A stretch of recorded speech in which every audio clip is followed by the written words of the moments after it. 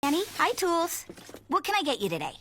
Well, we're building a big table for the Buffons. They're having una cena, a dinner tonight for 10 people. A big table, huh? Okay, well, you'll need some wooden posts for legs and some long screws. Here are some screws and some posts. Now you'll also need a piece of wood for a tabletop. How many people did you say are coming to the dinner party? 10.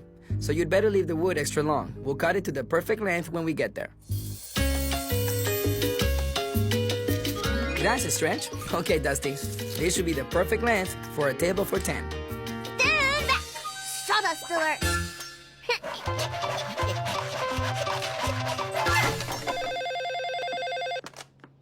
The Buffons. Hola, Mrs. Buffant. This is Mr. Ayala.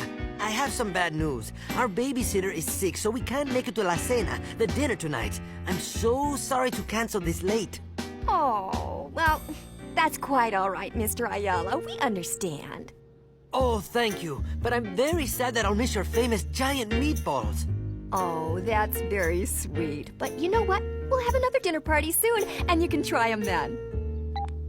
Oh, Dwayne, that was the Ayalas. They can't make it to the dinner party tonight. Can't make it?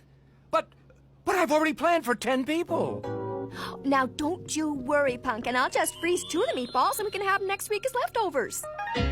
But what about the table? It's going to be too big. We can't have a nice conversation if we're too far away from one another. You see, it's not what I planned. Well, how about we make the table smaller? Can you do that, Manny? Of course, Mr. Buffont. Stretch, can you measure 2 more feet from the end of the table? Sure thing, Manny. Okay, Dusty. 1 more cut. There. Now the table will seat 8 people perfectly. Phew. Great, Manny. Okay, so now with the Ayalas gone, Mr. Kumar will be sitting next to Maria, and Mr. Kumar likes dancing, so okay, this could still work. Fantastic! I've now made a perfect plan for a party of 8. Hello? Oh? Oh, really? I see. Okay. Well, thanks for calling.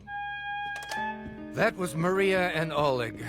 Their car broke down this afternoon, so now they can't make it to dinner either. Manny, do we have time to make it a table for 6? Don't worry, Mr. Buffon. We can handle it. Okay, Tools. Cut off another 2-foot section. Okay. It's taken a lot of work, but I think I've got the perfect plan for a party of 6. Now what? Hello? Hi, Dwayne. It's Mr. Ayala. I've got some good news. We found another babysitter. We can make it to your dinner party after all. Oh? And even better, we heard that Maria and Oleg's car broke down, so we agreed to pick them up on our way. We'll see you all in a few hours. Oh, yes. See you then.